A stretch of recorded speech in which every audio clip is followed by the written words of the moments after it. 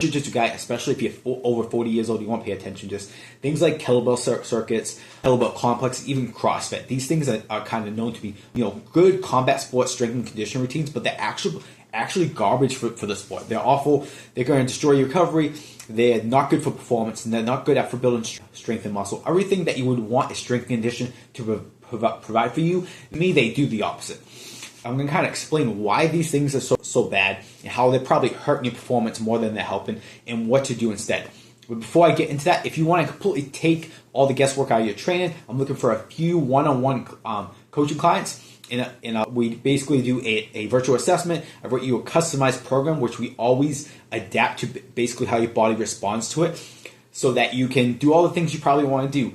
Recover quicker, build some strength and muscle, maybe lose some fat, prevent as many injuries as we can. If that's something that interests you, I'll put the link below, and you can just click on the link and sign up.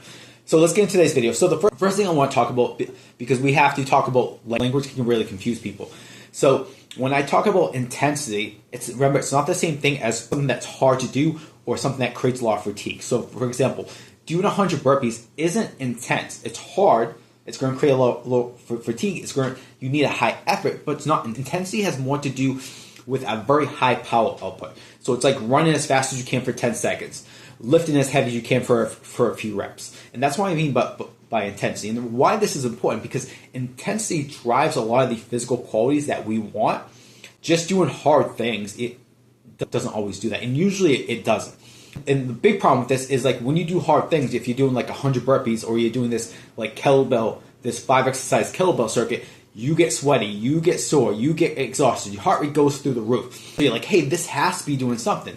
But fatigue doesn't always equal results. So how a body adapts, or basically how the body creates results, we need to basically activate a certain mechanism. So if I'm trying to build strength, I have to be able to produce a high power output. I can't do that if I'm constantly never stopping, if I'm never resting, because I have too much fatigue.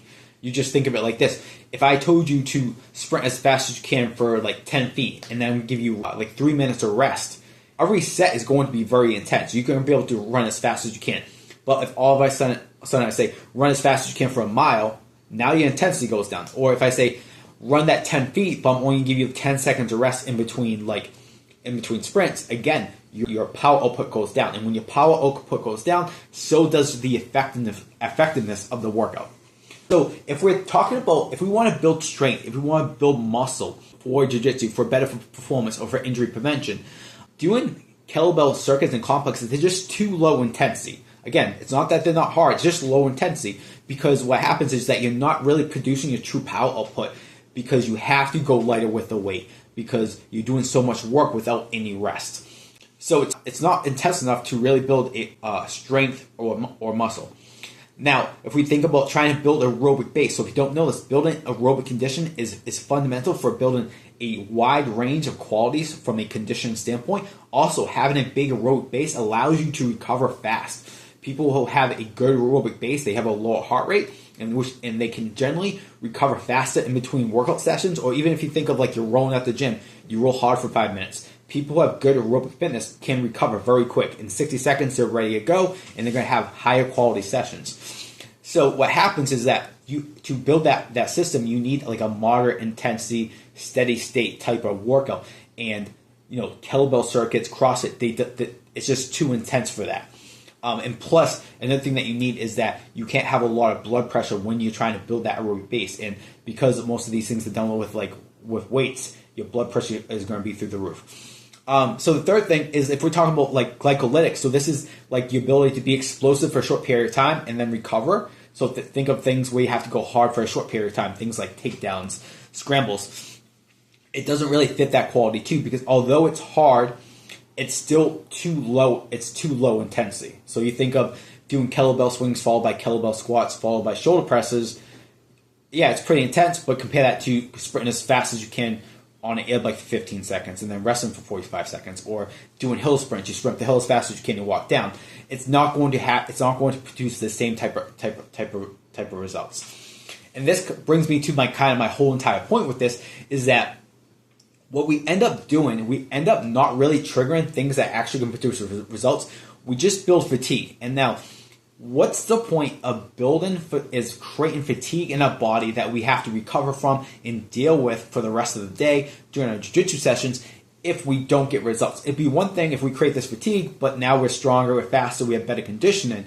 Like, that fatigue is worth it. But what ends up happening is we're just creating fatigue for really no reason. It's like kind of throwing money. It's like throwing money out the window. You're spending money on something you don't get back. So this this is not something that probably not familiar in, like, as far as just like general fitness information, but there's this thing called fatigue and intensity ratio. So like I said, we need enough intensity so we get results. But if we give too much intensity, we're going to have a hard time training in the next training session. And this is especially more important for guys who do jiu-jitsu. Like, a guy just commented on my post this morning. His routine is like, he lifts weights, then he does jiu-jitsu, he lifts weights. He does that for 6 straight days. Like, if you give too much intensity, you're creating too much fatigue. By the time you get to your jiu-jitsu session, like, the quality of your jiu-jitsu session starts to go down, and it also increases the chances of the injury because you have all this fatigue. So we always want to manage that fatigue intensity ratio. But again, what ends up happening when doing these workouts, which are almost pointless because we're building this high level of fatigue without these outcomes that we desire. So here's what I think you should do instead. And although I get the concept of, like, hey, I'm going to combine like not kettlebells, like strength training and conditioning, because I'll just maybe you're a busy dad or something, I'm going to get these workouts done really quickly. But the problem with that is, like I've said in this whole video, is they don't produce the results that you want. You would be much better off just focusing on one. So say you only have 30 minutes to train, so you're like, oh, I'm going to do this kettlebell circuit. You're much better just doing like maybe 2 or 3 strength exercises, warm up properly, rest plenty in between sets, have these high power outputs. That's going to do wonders for your performance, for building strength, for building muscle, for injury prevention. And then say you can do that 3 times a week. Maybe you do 2 full body strength sessions, and you can just do that in 3 exercises. And then on that 3rd day, you can actually do some legit conditioning work. So maybe that's more aerobic conditioning where you're going to do something at a steady pace for 30 minutes. Or maybe that's like true HIIT training. Maybe that's where you're going to go on an air bike, or you can find a hill. You can go hard for 10 to 15 seconds, rest for 60 seconds, do that 8 to 12 times. You're going to get much better results. And the truth is, you're not going to accumulate as much fatigue as you would with a CrossFit workout or a complex workout. And you're going to get way better results. And that's kind of what you're looking for. One more thing to leave you with. If you're new around here, I give out a free BJJ Conditioning Masterclass. It's a 7-day email course where I teach you everything you need to know to build elite BJJ conditioning. If that's something you're interested in, I'll put the link in there below. Guys, thanks for listening. If you have any questions, make sure you comment. And if you enjoyed this video, make sure you hit subscribe.